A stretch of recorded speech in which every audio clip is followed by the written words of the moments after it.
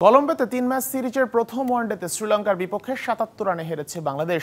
ম্যাচের ১৬ ওভারের পর ৫ রানে ৭ উইকেট হারিয়ে এই ম্যাচ থেকেই ছিটকে যায় টাইগাররা।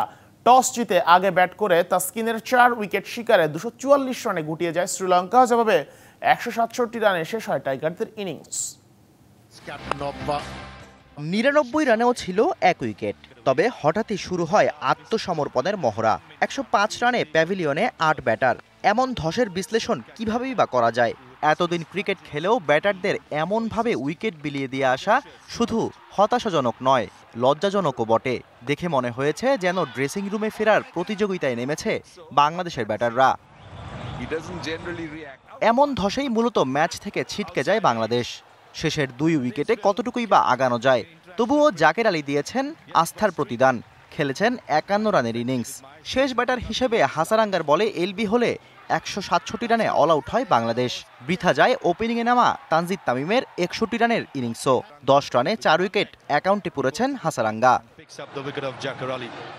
এর আগে টস জিতে ব্যাটিংয়ে নেমে লঙ্কানদের শুরু থেকেই চাপে রাখে বাংলাদেশ। দলীয় ২৯ রানে প্যাভিলিয়নে হাঁটেন ৩ ব্যাটার।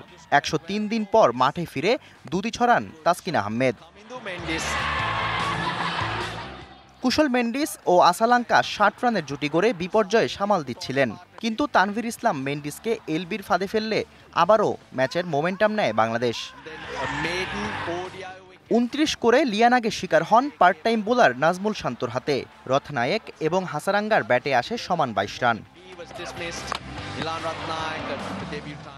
সব ব্যাটাররা যখন ইনিংস বড় করতে ব্যর্থ, তখন এক প্রান্ত আগলে দলের হাল ধরেছিলেন আসালাঙ্কা। রানের চাকা সচল রেখে তুলে নেন ক্যারিয়ারের ৪র্থ সেঞ্চুরি। শেষ ৫ ওভারে মাত্র ১৮ রান তুলে ৪ উইকেট হারায় লঙ্কানরা। ১০৬ রানে আসালাঙ্কাকে তানজিম সাকিব আউট করলে ২৪৪ রানের বেশি তুলতে পারেনি স্বাগতিকরা। প্রত্যাবর্তন ম্যাচে তাসকিন আহমেদ নিয়েছেন ৪ উইকেট।